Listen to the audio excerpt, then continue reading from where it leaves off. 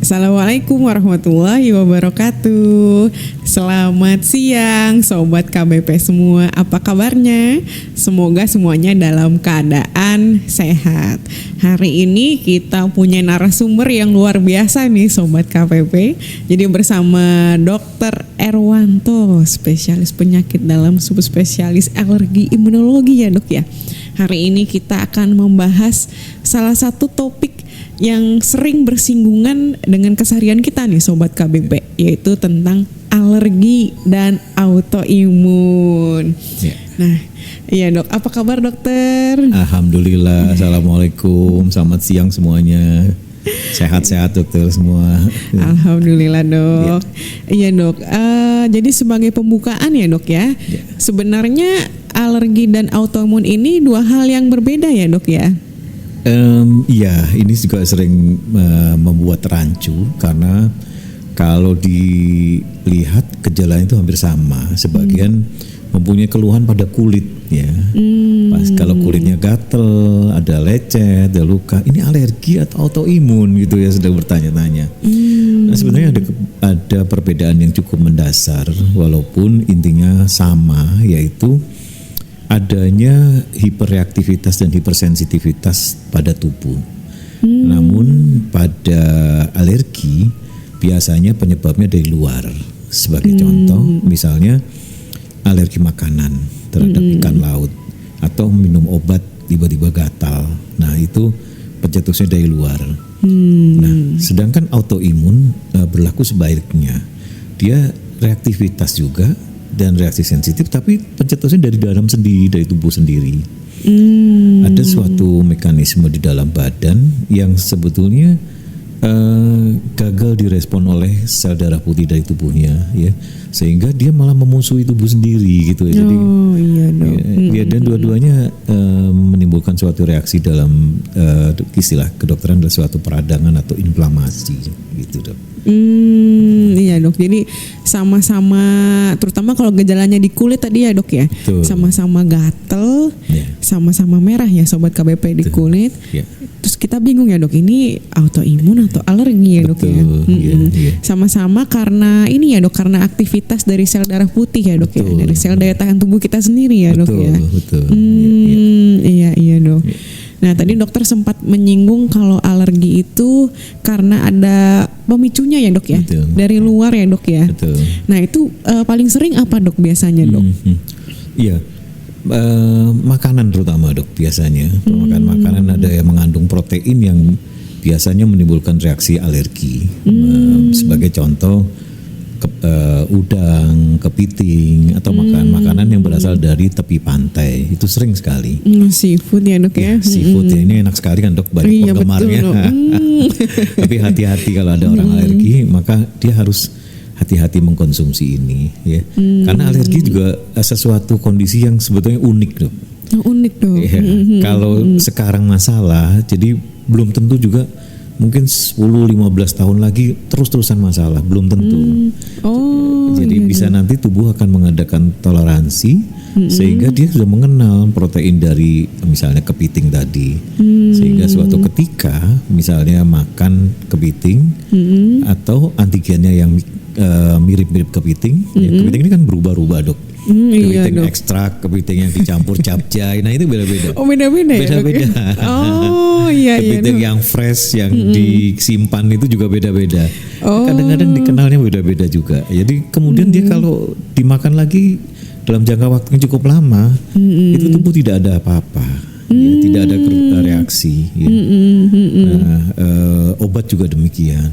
Kalau misalnya sekarang alergi betul dengan berbagai macam obat, mudah-mudahan nanti suatu ketika tubuh sudah mengenal dan tidak merupakan reaksi alergi di dalam tubuh orang tersebut. Gitu. Oh, jadi seperti tubuh itu belajar ya dok ya? beradaptasi ya dok Betul. ya, mengenali si zat tersebut, lama-lama jadi toleransi tadi ya dok ya. Jadi kita ini kan selalu berpikir dalam tubuh kita ini akan ada suatu hal yang berkeseimbangan. Kalau udaranya panas, pasti kita akan mengeluarkan keringat banyak, karena tubuh akan mendinginkan dalam badannya. Ya. Kalau kita berdebar-debar, nanti ada suatu mekanisme detak jantung kita akan menurun. Nah ini tubuh kalau tentu saja ini pada orang normal ya dok ya, yang itu tubuh akan mempunyai sifat seperti itu. Jadi ada suatu mekanisme kompensasi atau toleransi dalam tubuh yang akan berubah sehingga dia tetap survive. Ya. Ya dok, cara tubuh untuk bertahan ya dok ya. Betul. Iya, baik dokter. Nah, gejalanya itu selain gatal dan merah di kulit, kalau untuk alergi ada gejala lain nggak dok? Iya, paling banyak manifestasinya pada kulit dok.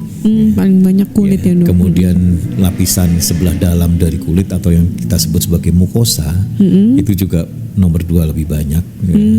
Misalnya ada pembengkakan, kalau tadi kemerahan. Kemudian kalau di dalam mukosa, misalnya di hidung kalau alergi, itu juga akan terjadi sumbatan hidungnya. Itu sebenarnya pembengkakan dari saluran napas bagian atas. Gitu ya. Nah itu merupakan reaksi-reaksi alergi sebetulnya yang terjadi. Gitu ya. Hal yang lain yang juga sering didapatkan, reaksi alergi yang berlanjut biasanya mengganggu saluran napas. Contoh kasus misalnya asma gitu ya. Kemudian orang yang pagi hari bersin-bersin tadi, nah itu saluran napas. Namun pada kondisi yang berat ya reaksi alergi ini bisa berakibat menjadi fatal gitu ya. Kalau timbul reaksi alergi yang luar biasa yang namanya anafilaksis ya. Sehingga bisa tensinya turun, memerlukan tindakan dalam kedokteran namanya resusitasi ya, dan perawatan di ruang intensif gitu. Bisa sampai dirawat di intensif ya dok ya, kalau pada yang responnya berat atau anafilaktik ya sobat KBP ya. Betul, ya. Jadi spektrumnya begitu luas, dari hanya tadi kemerahan, kemudian ada gatal, sampai shock atau tensinya menjadi turun. Itu adalah salah satu manifestasi dari reaksi alergi gitu. Ternyata bisa sampai respon yang berat ya dok ya. Dan bisa mengancam nyawa juga ya dok ya. Baik dokter. Kalau yang ringan-ringan kan juga sering mengganggu dok dari status sosial. Bayangkan kalau dokter sedang memimpin rapat, tiba-tiba bentol-bentol garuk-garuk. Nah ini nanti yang ikut rapat juga gak nyaman ini ya. Jadi variasinya banyak sekali. Nah itu reaksi alergi adalah dari yang ringan yang mengganggu status sosial sampai yang emergensi di bidang medis tuh luas sekali. Gitu. Iya dok. Nah, apakah kita bisa ini dok mengkonsumsi obat sendiri kalau misalnya ada muncul gatal-gatal, misalnya setelah makan udang langsung gatal, langsung merah nih dok. Nah, apa boleh dok mengkonsumsi obat sendiri dok di rumah? Yang paling penting pada suatu reaksi alergi dok adalah mengetahui pencetusnya. Iya betul dok. Kalau kita tahu bahwa ini udang, oh ya tadi ada rasa udang, saya lihat ada udangnya di dalam makanan, nah segera stop. Gitu. Kalau misalnya itu adalah sesuatu yang asap atau apa gitu, ya segera stop atau hindarkan, buka ruangannya. Kalau misalnya sedang masak tiba-tiba sesak, itu juga bisa karena alergi. Ya, sehingga buka jendelanya cari udara. Nah ketika sudah di stop, nah kita juga sudah melakukan tindakan itu untuk penanganan suatu reaksi alergi. Nah kemudian kalau misalnya biasanya pada pasien-pasien alergi yang lama, mereka punya obat anti alergi dok yang sebenarnya bisa dibeli bebas juga sih, bebas terbatas namanya. Anti alergi atau antihistamin adalah salah satu obat yang bisa digunakan. Namun juga kalau misalnya sakitnya berlanjut ya seperti pada slogan yang sering kita baca, bila sakit berlanjut segera hubungi dokter gitu ya dok. Iya dok. Jadi sebenarnya di rumah itu atau misalnya dimanapun sobat KBP berada, kalau memang ternyata sedang muncul reaksi alergi, bisa konsumsi obat anti alergi atau antihistamin tadi ya dok ya, yang dijual bebas terbatas. Dan yang paling utama juga stop alergennya ya dok ya. Stop kontaknya yang diduga atau udah pasti stop aja dulu. Kalau diduga kuat ya udah stop dulu. Nah itu bisa ini nggak sih dok, kita tes alergen atau mengetahui zat yang memicu alergi tadi, Dok. Ya, ini yang selalu menjadi masalah kita.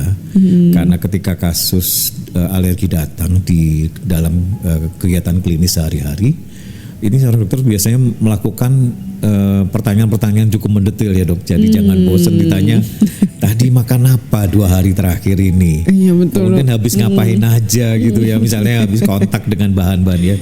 Kemudian ditanya lagi keluarganya dan lain-lainnya ya. Jadi mensiasati ini tentu saja nanti dari riwayat, kemudian seorang dokter akan memerlukan pemeriksaan penunjang, salah satunya tes alergi itu. Tes alergi ya, Dok ya. Tes alergi ada yang sering dikerjakan melalui pemeriksaan darah.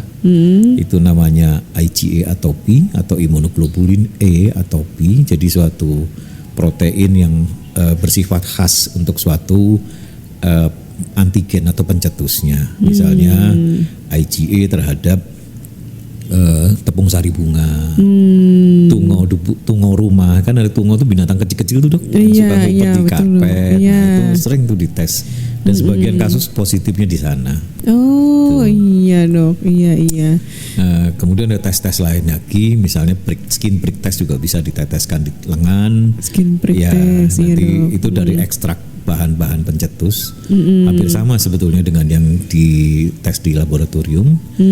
Kemudian ada bahan-bahan yang dilakukan patch test, ditempel di punggung. Dalam waktu tertentu dibuka lagi, dibaca mana yang bentolnya memenuhi kriteria untuk dikatakan sebagai pencetus. Biasanya alergi logam, alergi benda-benda yang menyebabkan gatal, alergi kontak tuh biasanya dengan patch test yang dikerjakan. Ya. Oh iya, Dokter. Iya. Lain lagi kalau obat, Dok, ini menyambung aja. Kalau obat ini nggak bisa dites ini, jadi tidak ada tes alergi terhadap obat. Namun dibalik ya, kalau misalnya seseorang akan menggunakan obat, dibalik namanya challenge test atau tes dosis obat. Sebagai contoh misalnya yang sering dokter gigi kalau menemukan kasusnya dengan multiple drug alergi atau banyak sekali alerginya. Nah, dokter gigi misalnya mau operasi gigi gitu ya, kan itu memerlukan tindakan lama dan anestesinya lokal lebih dalam. Biasanya nanti pada orang tersebut dilakukan tes dosis obat atau challenge test. Caranya sih ya prinsipnya diberikan obat dengan dosis paling encer sampai dosis yang bisa memberikan efek terapi. Gitu. Iya. Ya, kalau itu nanti nggak ada reaksi dalam waktu kira-kira 30 hari, tes ini bisa digunakan cukup valid untuk diberikan pada pasiennya. Gitu. Oh iya, Dok. Iya. Jadi nggak ada kayak tadi kan kebalik nih, kalau makanan dan lain-lain debu, debu itu dites keluar. Nanti jangan kontak dengan itu. Kalau obat sebaliknya, obat apa yang dipakai? Nah itu yang akan dites keluar. Harus dipaparkan dulu ya, Dok. Dipaparkan dulu, betul. Dalam dosis tertentu tapi ya, Dok ya. Tapi kontraindikasi juga sih kalau misalnya pasiennya reaksi-reaksi yang berat, Dok. Misalnya tadi anafilaksis, itu udah nggak bisa dilakukan tes lagi. Karena kita jangan sampai membangunkan harimau yang jadi donor kita. Iya, Dok, iya. Tapi kalau reaksinya gatal dan lain belum jelas, kemudian obat ini ingin dipakai alergi atau tidak, nah itu bisa digunakan namanya tes dosis obat tadi. Iya, betul, Dok. Baik, Dokter. Nah, tadi kita udah bahas banyak tentang alergi nih ya, Sobat KBP, dan ternyata memang sebaiknya sih kita punya catatan sendiri ya, Dok ya. Betul. Ngetes sendiri kita tuh sebenarnya alergi apa gitu ya, Dok ya. Iya, paling dominan sebenarnya paling baik catatan, Dok, dibuat suatu note kecil nih, misalnya nama obatnya apa, sehingga nanti aku berobat.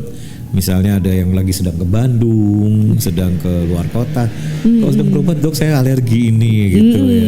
Iya, langsung ketahuan ya, Dok. Betul. Karena sama-sama biar aman, pasiennya aman, dokternya juga aman ya, Dok ya. Karena dampak reaksi alergi ini kan sebetulnya dari ringan kemudian bisa sampai berat. Bisa sampai berat tadi bisa ya, juga Dok. ada aspek mediko-legal atau aspek hukum ya. Nanti dikira ini salah obat. Lah kalau reaksi alergi itu nggak ada yang bisa tahu gitu ya. Iya, Dok. Nggak, Pak, obatnya udah sesuai. Jadi tidak segampang itu menyalahkan pemberian obat kemudian timbul reaksi alergi ya. Kalau nanti sudah dilakukan sesuai dengan prosedur, ada reaksi alergi, ada ditangani reaksi alergi yang berat, ya insya Allah sih aspek hukum atau medico legalnya aman jalan. Oh ya, siap dokter. Nah, begitu sobat KBP. Ya, nah selanjutnya nih lebih tentang ke penyakit autoimun ya. Dokter. Ini kan berbeda ya dok. Kalau alergi itu adalah respon kita terhadap zat dari luar. Kalau autoimun tadi kata dokter respon kita terhadap tubuh sendiri ya dok. Betul, ya. Bisa sampai ke menimbulkan peradangan ya dok ya. Betul. Nah itu boleh dijelaskan lagi dokter gejalanya, jenis penyakitnya gitu dok. Jadi Bapak Ibu sekalian dan sejawat, jadi kalau autoimun seperti tadi disampaikan, sebetulnya reaksi badan sendiri terhadap sesuatu dalam badan sendiri yang direspon berlebihan. Nah reaksi ini menimbulkan sebetulnya dibagi dua fase dok, autoimmunity dan autoimmune disease. Ya, autoimmunity reaktivitas, karena sampai saat ini sebab pastinya belum tahu orang kenapa bisa kena penyakit autoimun. Hanya diduga sejak dari kecil ada suatu kode genetik yang membawa risiko terjadinya autoimun. Ya. Nah dalam proses kehidupan kan banyak sekali, apakah itu infeksi, apakah itu dari pola makan kita. Kita kan sekarang banyak makanan yang artifisial, yang bahan kimia. Dok. Ya. Iya betul dok. Nah itu tentu saja semua menjadi pencetus. Bisa juga istirahat yang kurang, ya, jadi stres yang tinggi, kelelahan fisik itu juga jadi pencetus autoimun. Yang tadinya fasenya autoimmunity menjadi autoimmune disease ya terjadi keluhan-keluhan kalau udah sampai penyakitnya. Apakah tadi bisa berupa kemerahan di kulit juga, nyeri sendi, ya, pembengkakan, sariawan dan lain sebagainya tentu saja. Iya dok ya. Kalau trendingnya sepertinya makin kesini jumlahnya semakin banyak ya dok ya, autoimun. Ya, betul dok. Sebetulnya kalau dilihat dari sejarah penyakit lupus itu sudah lama sekali dok. Hanya sekarang sudah ada kemajuan di bidang diagnosa, ya pemeriksaan laboratorium itu kan sekarang sudah banyak sekali yang bisa diperiksa. Jadi prinsipnya sih memeriksa seperti alergi tadi, antigen pencetusnya apa. Jadi di situ di pemeriksaan ada yang kode-kodenya bikin pusing, ada SSA, CO1. Nah itu ini kan tes-tes antigen terhadap autoimun. Nah dulu mungkin belum berkembang. Ya. Sebagai contoh kembali lupus, dulu orang sakit lupus dicari namanya LA cell. Itu cari-cari baru ketemu. Nah ini lupus, padahal klinisnya sudah ada, gejalanya sudah ada. Nah sekarang bisa periksa antibodinya, bisa periksa namanya laboratorium dsDNA, anaprofile. Nah ini adalah memudahkan untuk mendiagnosa. Dan selain itu juga obat-obat juga makin banyak pilihannya. Dan tentu saja kita tidak juga menyingkirkan faktor sosial environment atau lingkungan sosial kita ya. Mungkin sekarang tadi dikatakan banyak bahan-bahan yang artifisial. Mungkin tadi sekarang pola hidup kita juga terus terang aja yang bekerja 2 tempat ini kan banyak, 3 tempat kan banyak.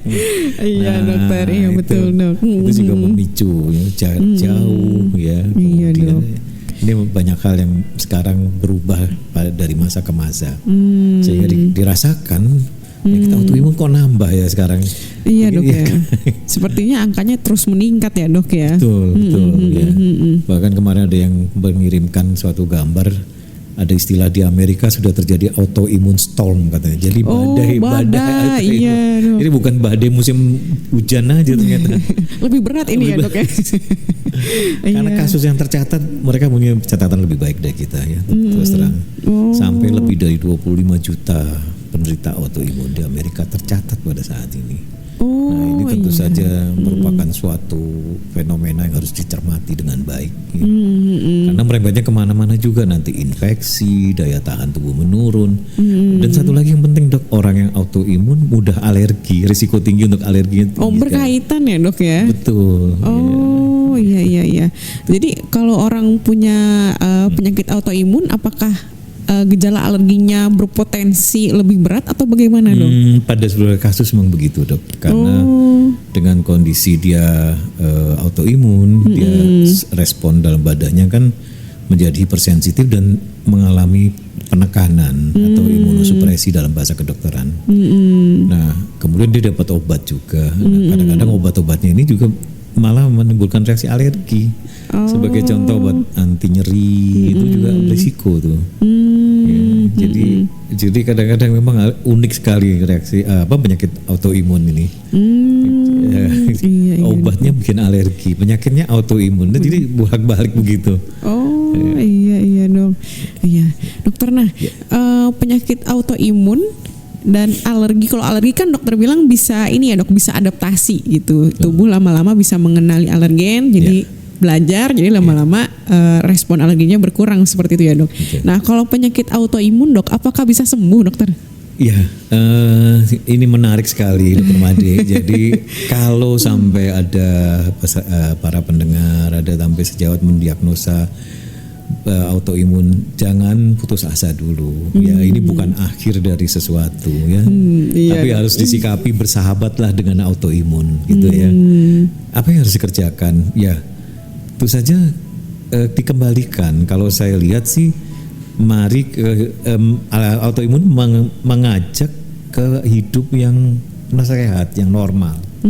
Misalnya istirahatnya cukup 6-8 jam, tidak mengkonsumsi makanan yang mengandung bahan-bahan kimia atau pengawet. Kemudian kalau ada radang infeksi segera diobati. Nah, ini kan sebetulnya prinsip-prinsip penanganan alergi yang autoimun yang memang seharusnya begitu ya. Orang harus tidurnya jangan kurang dari 6-8 jam ya. Kalau itu akumulasi kan daya tahan tubuhnya juga akan turun. Kalau punya autoimun jadi nanti gampang kambuh.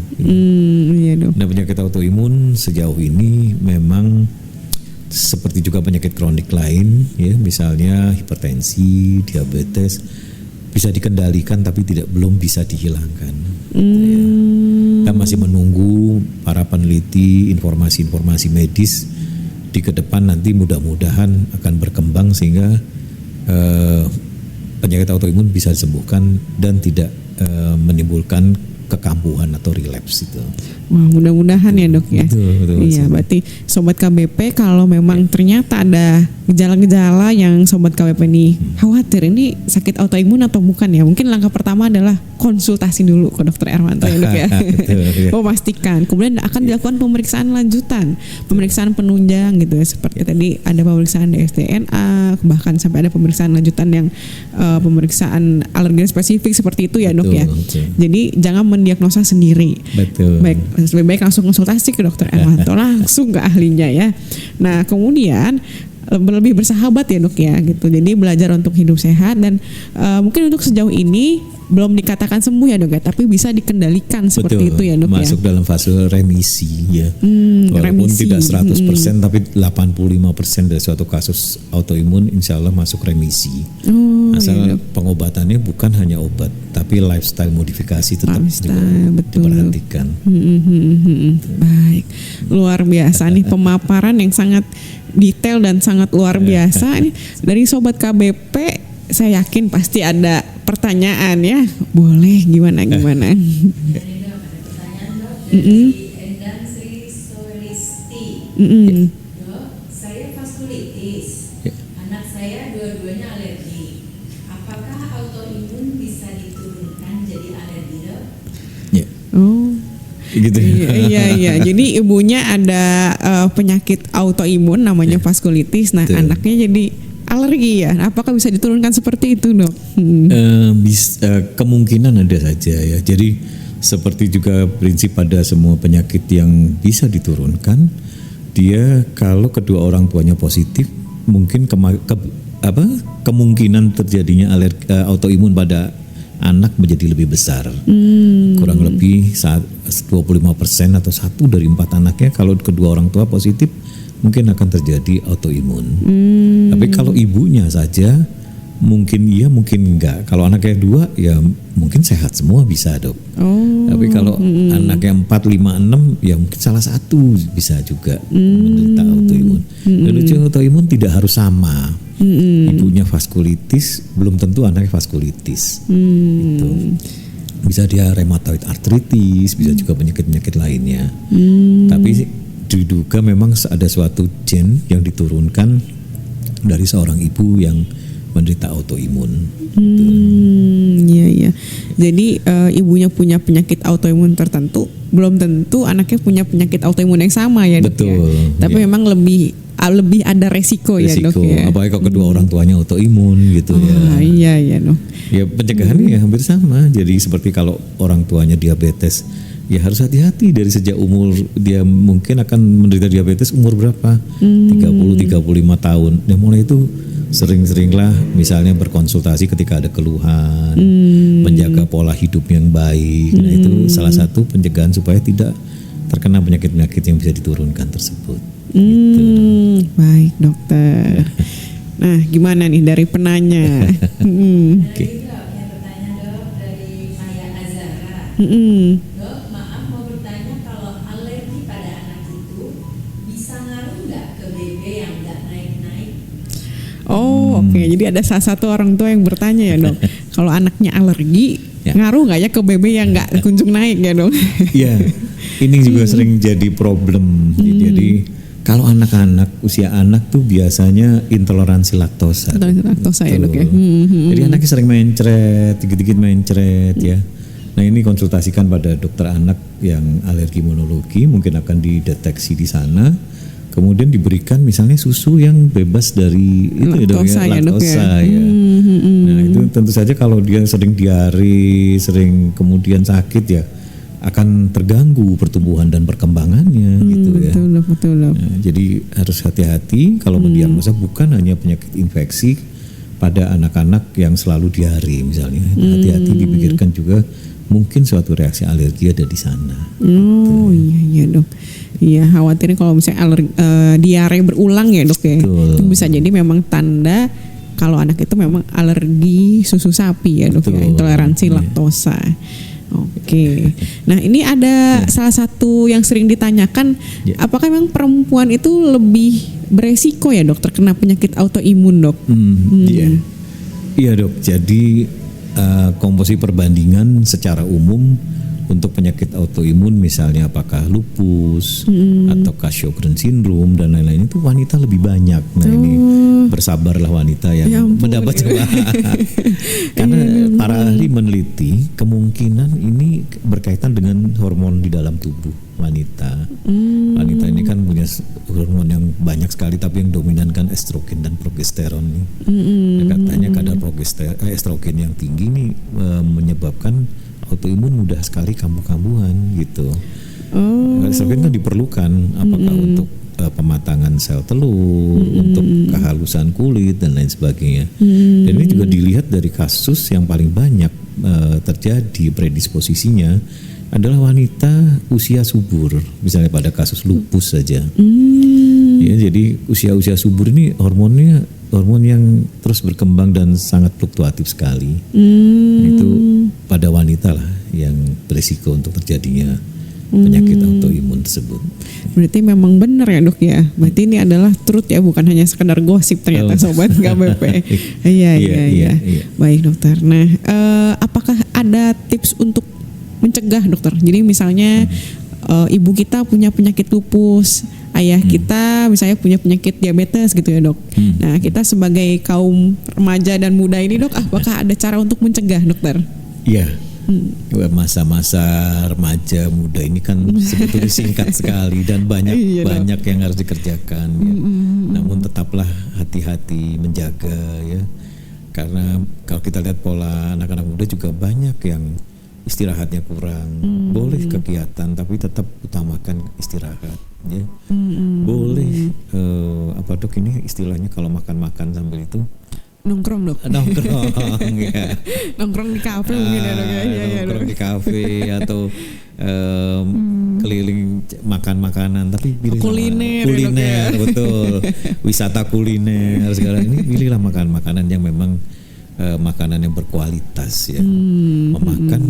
Mengkonsumsi makanan yang fresh food, kalau daging ya daging. Jangan daging ayam yang diolah jadi sesuatu yang lain. Nah itu biasanya kalau udah risiko autoimun sangat riskan untuk menimbulkan kekambuhan atau keluhan-keluhan ya. Nah insya Allah kalau dijaga semua itu ya walaupun punya bakat, insya Allah akan sehat-sehat saja. Dan jangan terlalu kecil hati para wanita kalau misalnya sudah terdiagnosa untuk bisa mempunyai keturunan, untuk menikah dan normal. Banyak kasus-kasus yang bisa terjadi seperti itu. Ya. Oh Tidak menutup untuk mereka-mereka untuk hidup seperti biasa. Ya. Tapi harus disiplin ya, tetap disiplin gitu kan. Iya dok. Jadi tetap ya untuk para perempuan walaupun memang secara data ya dok lebih beresiko terkena penyakit autoimun, tapi dengan salah satunya menjaga pola hidup sehat ya dok ya. Betul. Itu istirahat cukup, kemudian mengurangi ultra processed food gitu ya dok. Itu tetap bisa memiliki keturunan seperti itu ya dok ya, tetap subur gitu ya. Iya betul dok. Baik. Nah dari penanya nih sepertinya banyak ini ya, gimana? Pertanyaan dari Sagittarius. Jika mengalami alergi akut, apakah ada sabun khusus atau pakai body lotion khusus dok?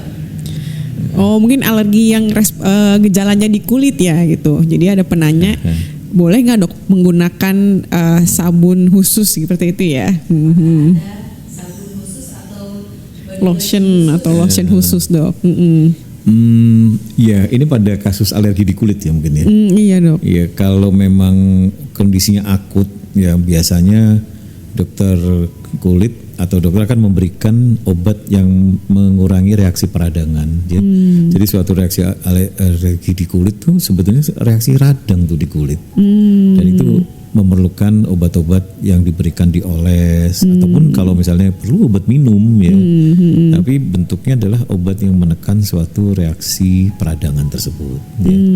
Nah kemudian masuk ke dalam fase berikutnya supaya tidak kambuh-kambuh. Nah itu diperlukan juga suatu tindakan. Karena kulit kita ini sebetulnya sesuatu yang harus dipelihara dok. Nggak asal kulit mandi. Iya betul. Nah pilihlah mungkin sabun-sabun yang bersifat pelembab atau moisturize gitu ya. Nanti ada beberapa kasus yang misalnya boleh kena matahari atau tidak ya. Nanti dari seorang dokter akan menilai, ini jangan kena matahari. Karena kita juga tahu vitamin D ini kan luar biasa sekarang isunya, bisa sebagai terapi tambahan pada reaksi alergi dan autoimun dok. Gitu, vitamin D ya.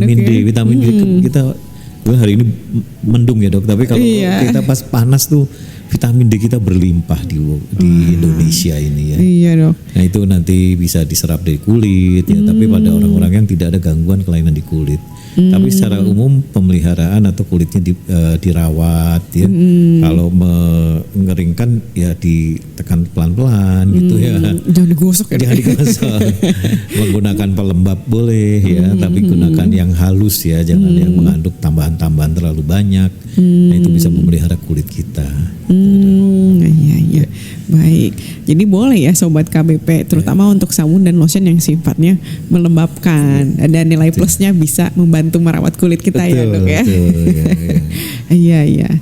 Nah, baik. Ya. Oh ya, ini satu lagi dokter. Ya. Apakah penyakit autoimun itu menular dokter? Ya, baik dok. Ini sering juga menjadi pertanyaan pada orang yang misalnya gangguan kulit autoimun dok ya. Misalnya skleroderma atau systemic sclerosis, itu lesi kulitnya akan kulitnya berubah warnanya ya. Jadi ada bercak putih, kadang-kadang kalau terinfeksi dia lecet gitu ya. Jadi mohon maaf kadang-kadang tidak normal, tapi itu tidak menularkan tidak. Ya. Penyakit autoimun tidak ditularkan melalui sentuhan ataupun yang lainnya. Ya. Dia adalah suatu kondisi tubuh yang tadi itu dari sel darah putih yang harusnya memproteksi salah baca, dia jadi overreaktif terhadap tubuhnya sendiri itu ya. Iya dok.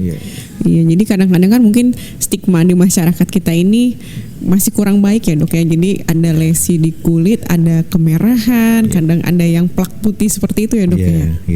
Jangan deket-deket kita ketularan gitu ya. Padahal memang tidak menular ya dok ya. Karena itu dari sel daya tahan tubuh kita ke tubuh kita sendiri seperti itu ya dok ya. Baik. Nah, sobat KBP, ternyata waktu kita sudah habis ya, kurang lebih sudah sudah 30 menit ternyata ya, sudah 30 menit lebih. Nggak terasa ya dok ya 30 menit. Iya luar biasa. Saya juga banyak mendapatkan ilmu ini dari Dokter Erwanto. Alhamdulillah, semoga Sobat KBP juga demikian. Dengan tadi juga banyak penanya ya, banyak pertanyaan sudah dijawab juga oleh Dokter Erwanto. Nah, dari dokter mungkin ada kesimpulan yang ingin disampaikan kepada Sobat KBP dok? Ya, terima kasih Dr. Made. Jadi sekali lagi tadi seperti dibicarakan, tren penyakit autoimun makin dirasakan meningkat. Tapi jangan juga kita berkecil hati. Tidak semua penyakit autoimun akan membuat kecacatan atau kelemahan ya.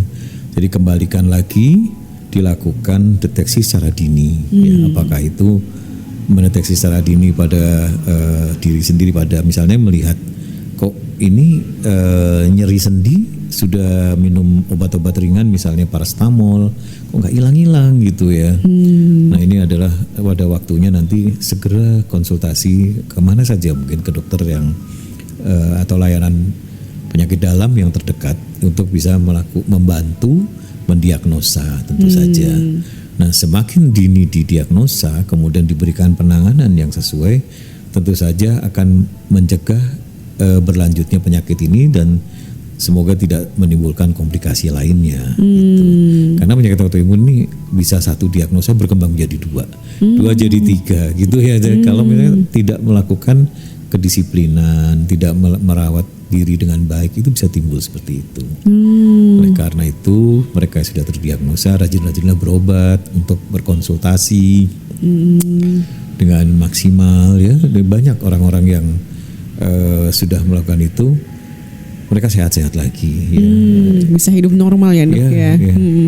Ada kan artis-artis ya yang kena autoimun. Iya dok. Pemain tenis Serena Gomez apa itu juga.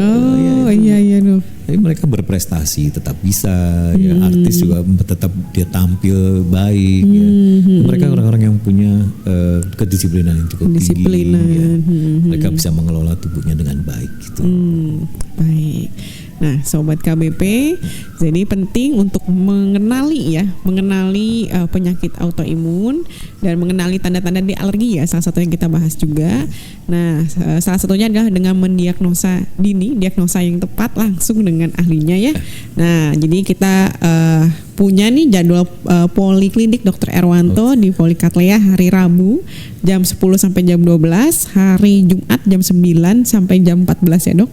Poli reguler hari Rabu jam 12 sampai jam 14. Nah itu pentingnya untuk mendiagnosa secara dini karena untuk mengendalikannya itu jauh lebih baik ya dok ya dibanding saat nanti terjadi komplikasi atau malah terlambat untuk mendiagnosa dan mengobatinya. Baik Sobat KBP, semoga podcast hari ini seru, bermanfaat dengan narasumber yang luar biasa. Amin. Ya, nanti kita ketemu lagi di podcast berikutnya. Salam sehat semuanya. Assalamualaikum warahmatullahi wabarakatuh. Waalaikumsalam. Terima kasih semuanya. Terima kasih dokter. Terima kasih.